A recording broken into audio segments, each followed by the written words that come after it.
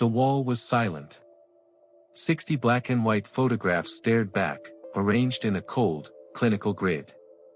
No names. No headlines. Just faces, frozen in time, most smiling, some blank, some weathered by a life too hard, too short. And for decades, no one asked who they were. They were women. They were missing. And they were murdered. But somehow, in the heart of America, not one of them made the news. The man who killed them moved from state to state for 30 years, unnoticed, undetected. Not because he was careful, but because no one was looking. This isn't his story. It's theirs. And what you're about to uncover will forever change how you think about justice in America.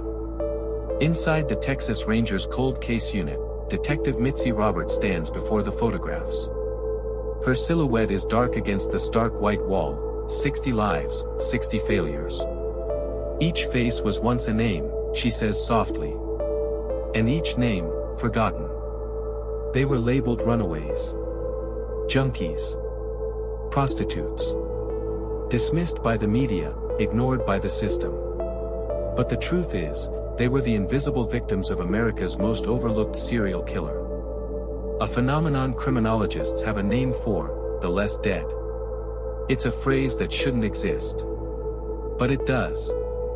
And it tells you everything about why this happened. The moment things began to shift came in the most unexpected way, a prison phone call. Ranger James Holland had worked cold cases for years. But he wasn't ready for this one. The man on the other end of the line said it casually, "I want to talk about some murders." Holland pressed record. "How many women are we talking about?" A pause. Then the voice crackled through, distorted by static but unmistakably calm. "More than you think." That single call would unravel one of the most horrifying cold case files in U.S. history. 60 victims. One predator. And a justice system asleep at the wheel. 15 years. That's how long a manila folder had been sitting on Detective Roberts' desk. Inside, crime scene photos, a forensic sketch, and one haunting detail, Jane Doe number 47. Found dumped in a ditch outside Odessa, Texas, in 1994. No ID. No witnesses. No leads. But now, there was something new. A name. Her name was Patricia Walsh, Roberts says, her voice trembling. She was somebody's daughter. That moment, when a number became a person, was the first crack in the wall of silence. Patricia wasn't just a name on a file. She was the breakthrough. The key that would unlock 3 decades of buried truth. Patricia's mother, Mary Walsh, remembers the day her daughter disappeared. For 25 years, she waited. Hoping. Dreading. Not knowing if Patricia was dead or alive. "I kept thinking she'd walk through that door," Mary says, clutching a faded photo. "They told me she was probably a runaway. That she was on drugs. They didn't look very hard. And they didn't. Not just for Patricia, but for dozens of others."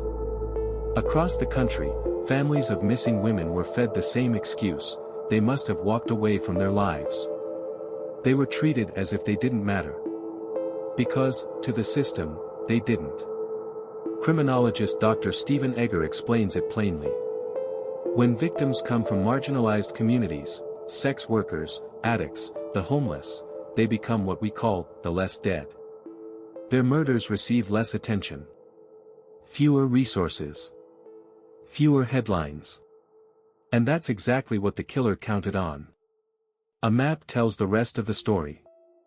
Red dots spread across multiple states: California, Texas, Ohio, Florida.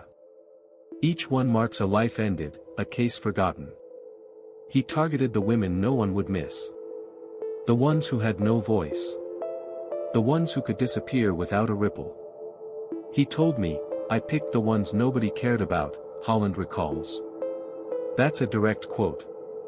It wasn't luck. It wasn't genius. It was systemic failure, on a national scale.